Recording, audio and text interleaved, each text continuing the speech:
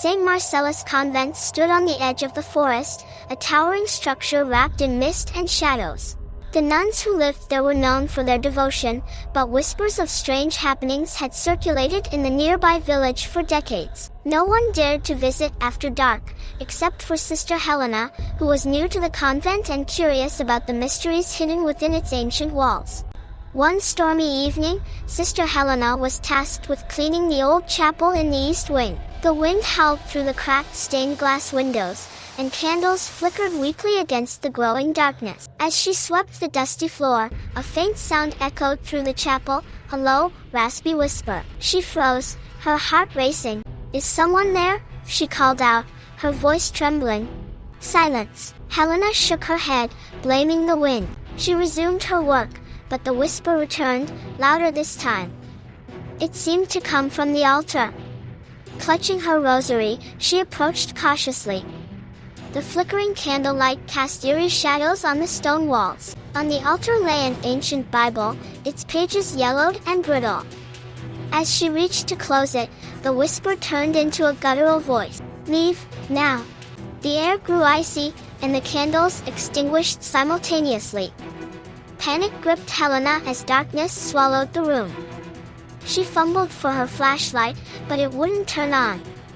Suddenly, the chapel door creaked open, and faint footsteps echoed toward her. "Sister Agnes?" Helena whispered, hoping it was one of the elder nuns. A figure emerged from the shadows, a nun in a tattered black habit, her face pale and gaunt. Her eyes were hollow pits, and a twisted smile stretched across her face. Helena's breath caught in her throat. Who are you?" Helena stammered, stepping backward.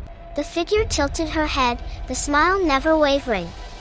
"I was once like you," she hissed. "But I stayed too long." Helena turned and ran toward the door, but it slammed shut before she could reach it. The nuns' laughter echoed through the chapel, cold and mocking. Desperate, Helena whispered a prayer under her breath. "Our Father, who art in heaven." The laughter faded, replaced by an eerie silence. When Helena dared to look back, the figure was gone. She bolted out of the chapel and raced down the dim corridor, her footsteps echoing through the convent. Bursting into the main hall, she found Sister Agnes and Mother Superior. Helena's face was pale, her breathing ragged. "There was a nun in the chapel," she gasped. She wasn't human." Mother Superior's face darkened. "You saw Sister Margaret," she said grimly. "She went missing 50 years ago, but her spirit never left." That night, Sister Helena packed her belongings and left St. Marcellus Convent forever. But even as she prayed in the safety of another convent, she could never forget the twisted smile of the silent sister who still haunted the chapel.